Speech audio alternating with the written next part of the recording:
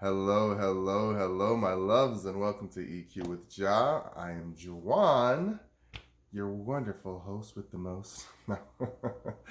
How's everybody doing? So, I wanted to talk about a topic that I started to pay attention to as I've started to get older. Not age, get older. And I realized that there's a concept right there that most people don't really pay attention to.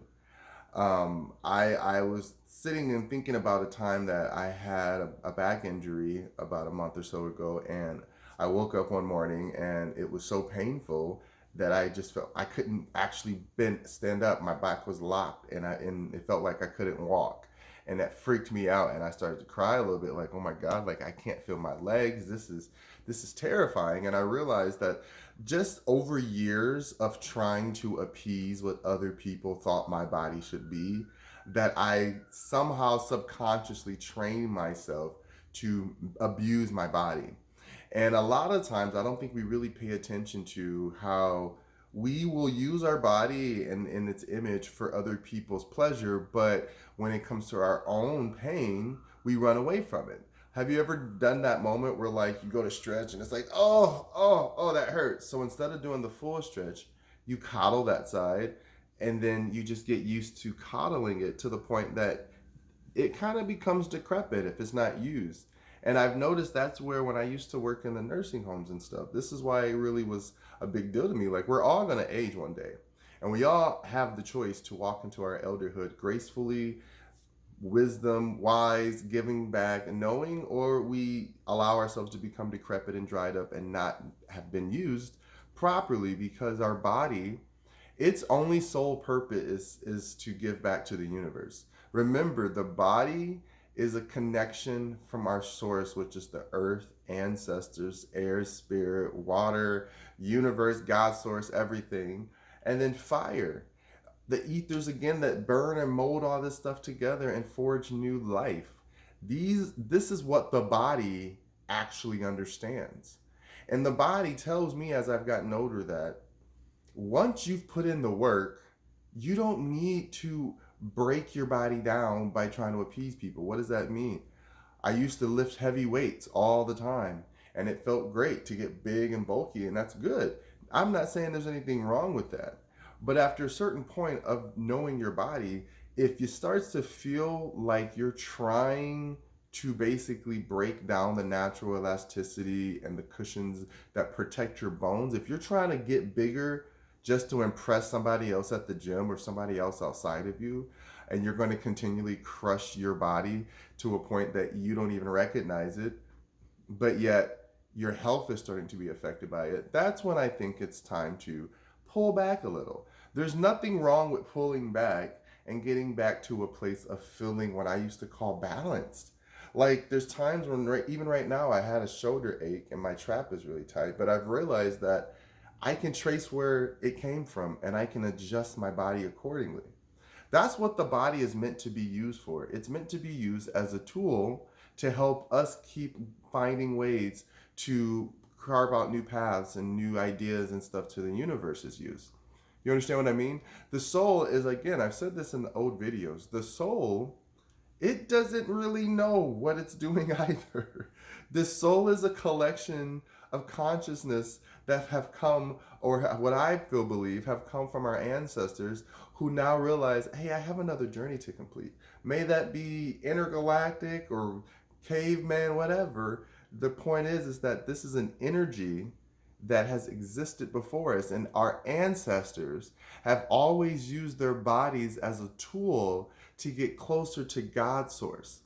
Now we use our bodies as a way to get admiration and validation, and then we get lost in all of the meaning of why. There's nothing wrong with, there's always going to be a level, a group of people where they work their bodies to crap to prove their discipline. I think that's beautiful. If you're doing it to prove discipline, I think that's a great reason to be ripped. If you're doing it just to get laid, you need to reprioritize. And then the same thing with even yoga practices. Again, yoga is meant to teach you how to balance out your body so that you understand that its functions, the left taking in the right exhaling out of how it takes in the air that helps oxygenate and keeps our bodies cool and stuff. All of these organs have a purpose. They are symmetrically aligned on how they look, but each is a receptor of in and out. And we have to start learning how to balance our bodies and what that really means. So being able to do a bunch of difficult, complicated yoga poses doesn't mean you're aligned with your body. It just means you're strong and you're disciplined in the practice. But you have to remember what your consciousness needs. And your consciousness needs to remember that when the body is balanced, the mind is balanced. And when the mind is able to see both sides of itself, you understand the concept of life. Let's look at this word vanity.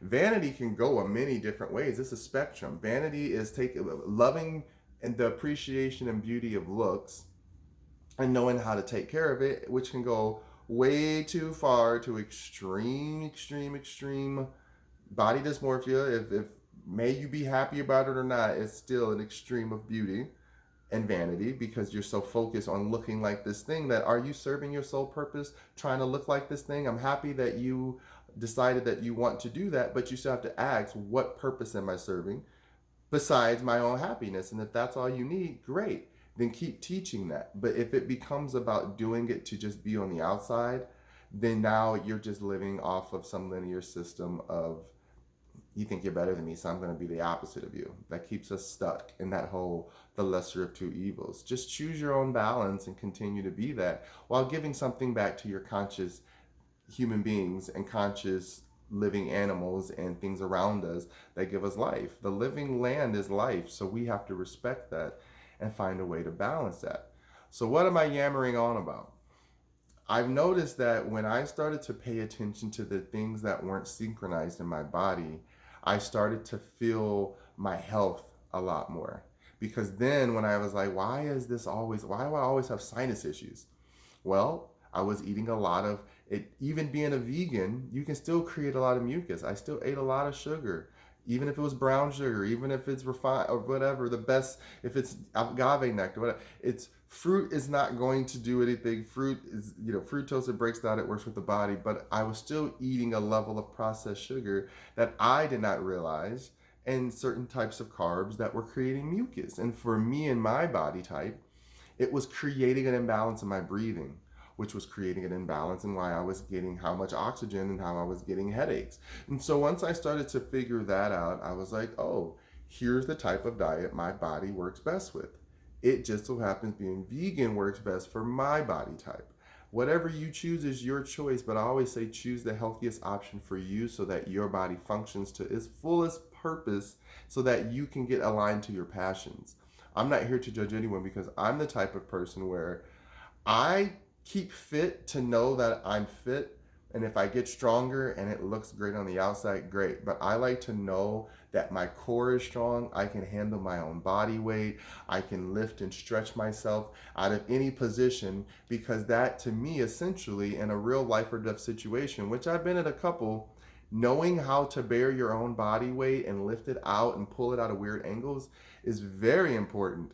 And when you got a big old booty or some big old pecs, because if you got all this, like, again, I call it fluff muscle. Just because you big and fluffy don't mean you have the strength to pull your actual body weight. And so for me, I started to learn, if I was not able to balance my own body weight, what sense does it make to keep adding more weight to myself? May you take it any which way you want. I am not judging anyone's body types. What I'm judging is whatever weight, may it be too less or too much for your belief. For me, having too much muscle, it makes no sense on me. I'm 6'4". No matter what I do, I look huge. So for me, it became more about balancing my body, which one day when I'm an elderly man, I'm going to have to carry it around. You know what I mean? I'm going to have to tote it around. So to be huge and buff because somebody likes that aesthetic makes no sense to me if functionally down the line it's not going to work for my body frame that needs a little bit lighter of weight. And so I've shed weight a lot of different times thinking I had to be this and that. And I finally gotten to a point where that's what I really preach calisthenics, man. If you get buff, great. That's the beauty of the discipline. But if you're just naturally, just learning the natural flow of your body, I swear to God, it healed my heart. It healed my soul, my mind, because that's when I recognized that Jawan, this person you're hearing speak, is the ego. It's the flesh. It's the part of the earth that goes right back to Mother Earth when we pass away. But this soul, this consciousness thing, this driving this around, it's finally aligned with my mind and how it conceptualizes thoughts. And my spirit and soul are able to be like, yeah, I've been through some stuff in life that I was not able to really rationalize, but I had to live in a consciousness of people who chose to live in a game and a world and a simulated consciousness of it's either this or that. That's not an option. Those are choices. That means someone else made the option of choices for you to present to you. That means there's more. Remember that when there's choices, okay, why are these my options? Because that means somebody else picked these out, and I want to know why you think that these choices are what I want for me. This is why we have to choose our own paths accordingly and appropriately without falling into what I call pop culture. Whatever you see on TV is pop culture, my loves. I'm sorry. Whatever you see here is pop culture. What the media that I'm creating is going to become pop culture at some point, because anything that you can look up is somebody else's simulated understanding of reality, or their consciousness trying to emulate some crazy conceptualized idea to feed back to people who don't think outside of themselves. It's important to think within so that when you think outside of yourself, you're actually thinking for yourself and you're not making decisions based on replication. You understand what I mean? Like, I'm happy, like, I'm about to be, oh my God, I'm about to be 36 in January. And my favorite thing to hear is, you're scared. And I'm like, yes, honey.